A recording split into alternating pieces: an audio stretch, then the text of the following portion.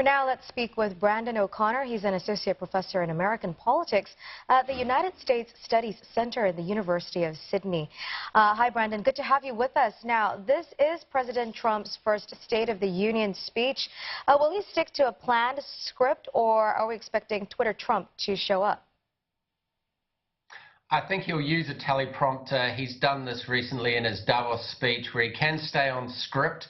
I mean, he can still say things that are provocative, outrageous, strange, but I don't think there's going to be quips. I think the audience will, on the Republican side, clap, and on the Democrat side, be very silent for most of the speech, but it will be, in at least form, a relatively sort of, normal speech. It's the substance, I think, that once again will probably be controversial and lots of people will have objections to.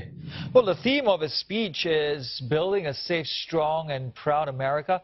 White House spokesperson Sarah Sanders has already said the speech is going to be incredible. Mr. Trump will likely focus, like we said earlier, on 5 key areas: jobs, infrastructure, immigration, trade, and national security. Will there be significant changes in policy in any of these areas? No, I don't think so. I think Trump will push the ideas that he had on the campaign trail. He'll make a lot of the fact that the U.S. economy has been strong, the stock market has been strong. He'll claim ownership of those things. There'll be a degree of boasting. But the really interesting side of things is that Trump's campaign promises really haven't been his agenda in the first year of office. Paul Ryan, the Speaker of the House, has really dominated the agenda with tax cuts and with measures to wind back Obamacare.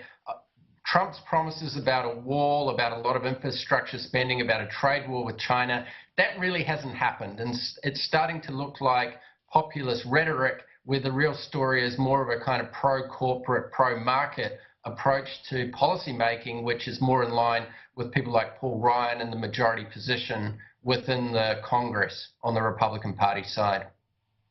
All right, President Trump's his approval rating is below 40%. Do you think he's going to reach out beyond his political base right now, or to stay close to it?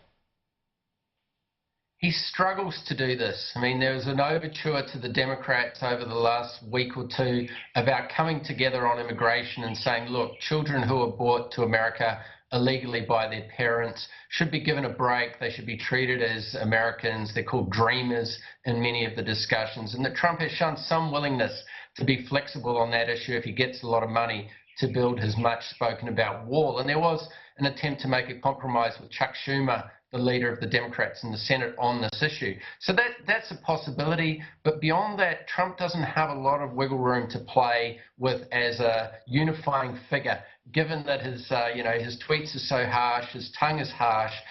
He likes to fight back and criticize people pretty strongly. The grounds for unity and peacemaking are pretty limited with Trump. Mr. Trump's first State of the Union comes as a probe into possible collusion between his presidential campaign and Russia, and it inches ever closer. Could this distract him from his priorities, you think? Well, it has been distracting. Trump is obviously, quite paranoid about these investigations. He should be very worried about this obstruction of justice issue regarding the sacking of James Comey when he was looking into Michael Flynn's activities, a former national security advisor. So collusion, I think that's pretty hard to prove. But obstruction of justice, that looks a stronger case, and I think Trump has got some good reasons to be concerned. So any investigation like this distracts. It did for Bill Clinton when Kenneth Starr was looking into his affairs, and it certainly has for the Trump White House. Well, no doubt Mr. Trump will speak on Asia and the focus likely North Korea. Is he going to be more conciliatory in tone, even though the anti-U.S. rhetoric from Pyongyang remains tough? That is, despite a thaw in relations between the two Koreas that we've seen recently. I think Trump will likely to talk tough. He thinks that that's been popular with the American people. The polls show that. Maybe there are a few positive things going on behind the scenes between the Koreas with other negotiators, but I think Trump sees his role as trying to push Korea into a corner, try to push the Chinese to back away from supporting North Korea or helping North Korea in various ways. So I don't think he's going to change suit. I think he thinks his strategy with North Korea, as frightening as it might be for the rest of us, is the right strategy. All right, thank you, Brandon. That was Associate Professor Brendon O'Connor speaking to us from the University of Sydney.